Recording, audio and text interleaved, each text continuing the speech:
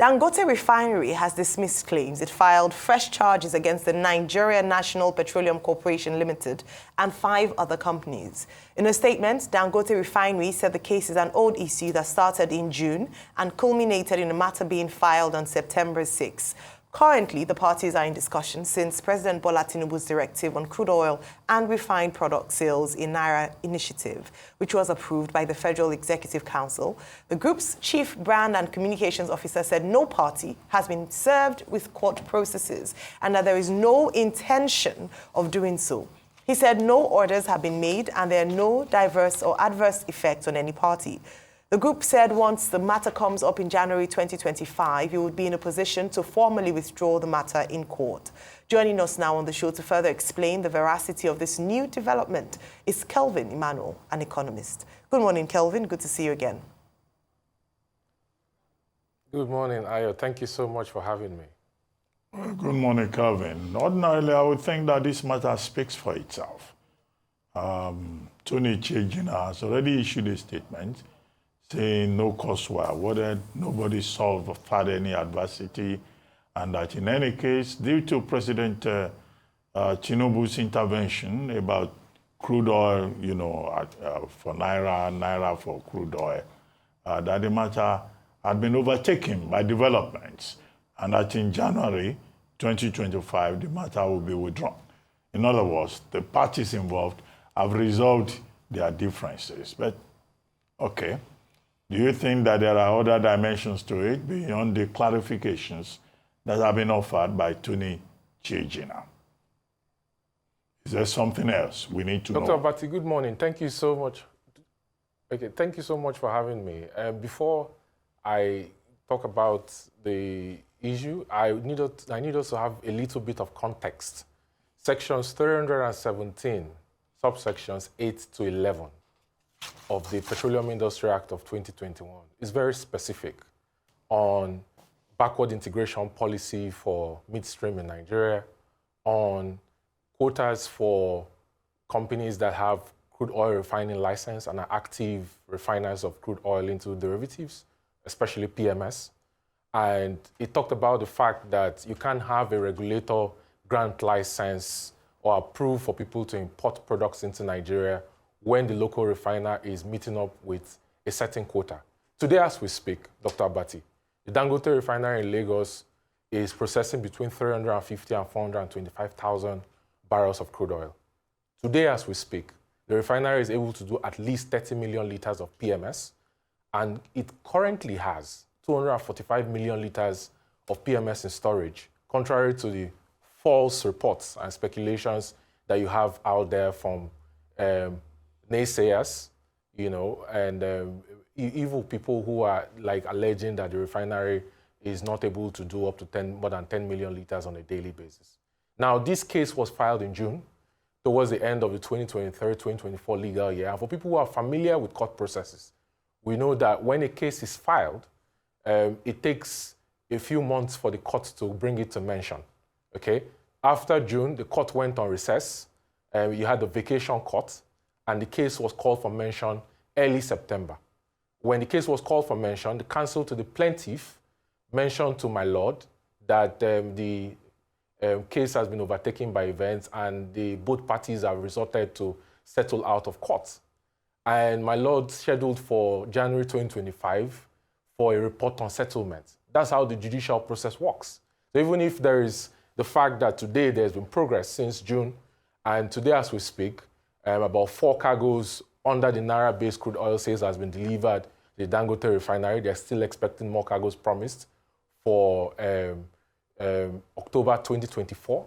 And under that Naira-based crude oil sales, you have the fact that there's been no fair conclusion exactly on some level of fiscal framework between both parties, because the formal agreements on that deal has actually not been signed by the Dangote Refinery, And today, as we speak, within the last 2 weeks, the Dangote Refinery has actually delivered more than 120 million liters of PMS to the Nigerian markets.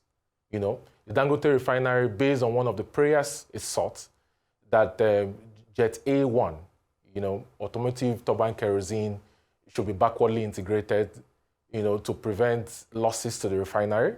The Minister of Aviation and Aerospace has actually directed marketers to offtake most of what it imports in Jet A1 from the Dangote Refinery.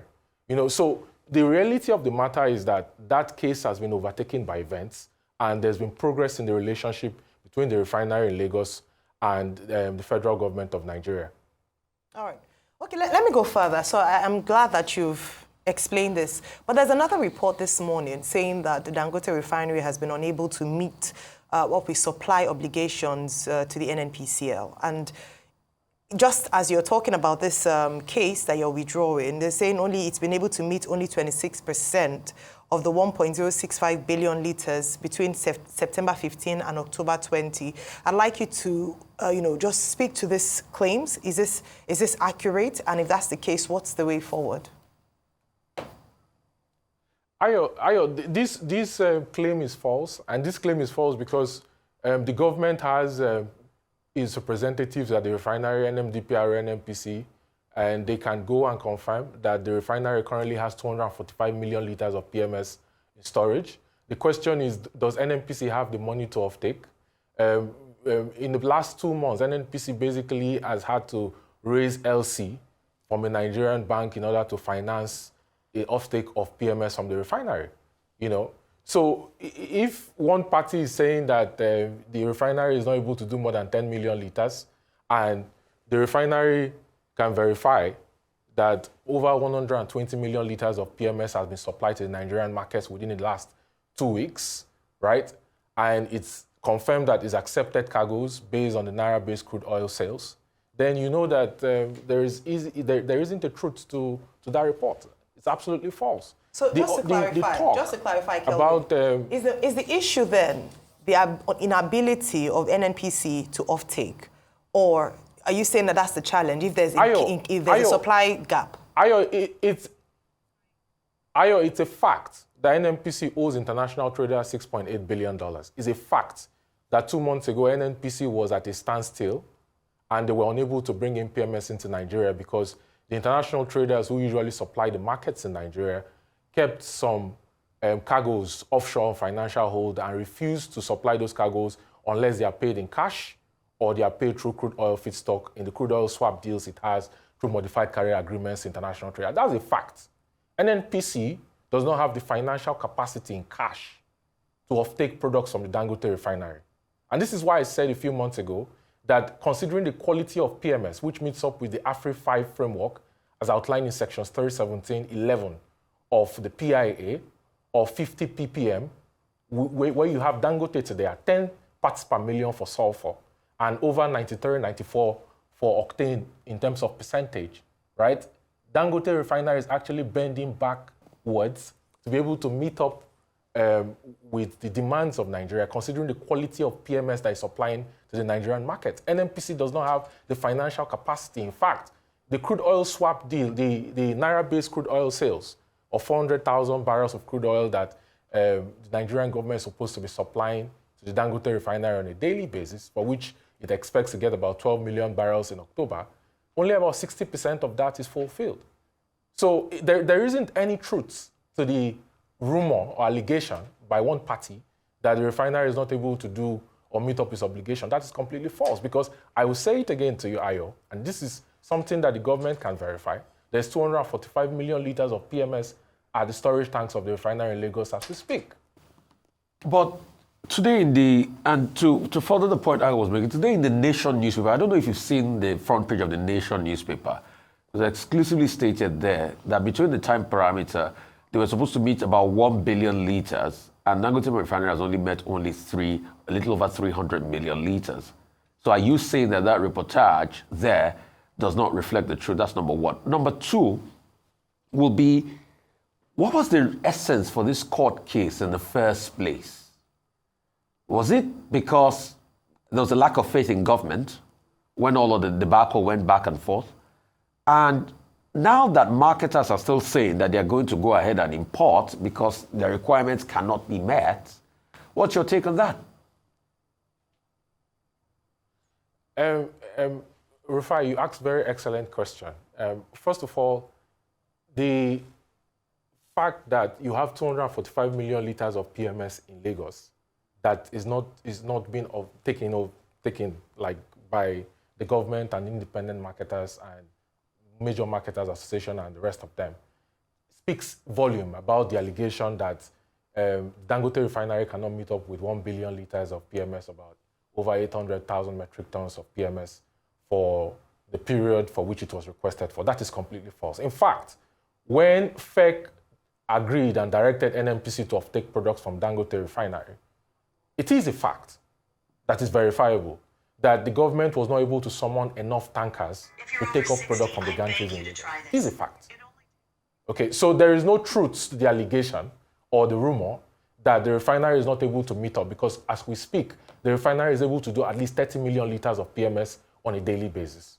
And if you see also the report that has come out in the last couple of days, over the last 1 week, that the consumption has dropped because the refinery has been supplying the Nigerian markets, and Nigeria is really beginning to find the true north of the actual demand of PMS on a daily basis. Okay? On the issue of the marketers saying that the Dangote Refinery is not able to meet up with the demand for the markets in Nigeria and it wants to import PMS, that is just an excuse that they are giving to want to bring in substandard products into Nigeria. And this is a reason for us to also remind the government that based on sections 317, which is covered in the law, which was the basis on which in June, when there was escalation between the both parties, yeah, and just before the PMS production started, Dangote Refinery had, instituted a legal suit in court to enforce the provisions of the PIA. But like I said earlier, that has been overtaken by events. So if, for example, the marketers are saying that they want to import PMS, then they need to comply with sections 317.11 that says that the specification for the PMS they bring in has to meet up with the AFRI 5 framework that was decided by the ECOWAS Declaration of February 2020, which says that the PMS you bring in must meet up with 50 parts per million for sulfur and should be above 90% for octane. Kelvin, that is the specification for Kelvin. the AFRI 5 framework. Kevin, speaking for myself, I'm not getting the drift of this Dr. conversation.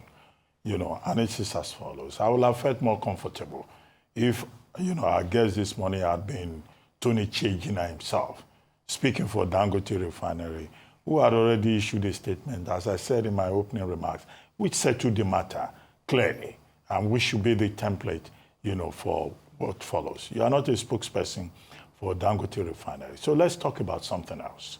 Yesterday, there was a 1 million barrels per day, initiative launched by the, Upstream and Downstream Midstream Regulatory Agency. They're saying in 1 year, Nigeria can produce, 1 million barrels per day additional to whatever we export. How feasible do you think that is? What are the challenges? Let's talk about industry issues. Let the Dangote people worry about their own problems. If Chejina wants to explain his statement, let him come here and explain. But let's talk about the industry, particularly in the context of that major event yesterday. Dr. Bati, thank you very much. I understand your position, but it's also important for us to understand that this is an issue I'm passionate about, and it's actually in the interest of Nigeria that we comply with backward integration for petroleum derivatives that takes up about $28 billion worth of imports on a yearly basis. But over to the question you asked on the event that NUPRC held, which was their 3rd anniversary since the PIA was signed. Well, the Exxon Seplat deal has passed 583 wells, is expected to add anywhere between 180 and 220,000 barrels of crude oil on a daily basis. Very soon, you should see Exxon in partnership with its joint venture partners, commission FID on Airfield North for, exploring more crude oil in deep water, anywhere between 1,000 and 1,200 meters. The task for the government is, in my opinion, to obey Section 65 of the Petroleum Industry Act. One major reason why a lot of operators, IOCs especially, multinational corporations that fall under the materiality threshold for production and output for crude oil on a daily basis are not investing in Nigeria is because they don't trust the current system of unregistered joint ventures, where they have to put up carry, they have to put up the total capex. NMPC is carried, and they have to, take their capex and OPEX amortization over the shelf life of the assets through joint venture cash calls, which is one of the reasons why you have Nigeria as the highest unit production cost per barrel at about $48 per barrel. It's one of the highest in the world. In countries in North Africa, in the Middle East, where they are fighting civil war, in Iraq, in Libya, unit production cost per barrel is under $10. So Nigeria has no excuse for having the highest unit production cost per barrel. So you need to migrate from unregistered joint ventures to incorporated joint venture company model, where the both joint venture partners share FID upfront, and one party is not carrying the other party. That has been a major drawback, because under Buhari, the IOCs were being owed over $5 billion in joint venture cash calls, which took quite a number of years for them to be paid.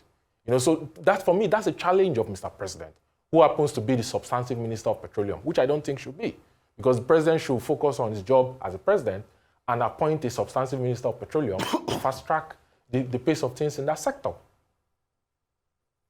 All right. Well, thank you so much, Kelvin, for your time with us. I believe we've been able to clarify some of the issues that you came here to talk about this morning, even though some people might be of the opinion that we do need, if we're going to speak on behalf of Dangote, it must be an official spokesperson. But your thoughts definitely well stated.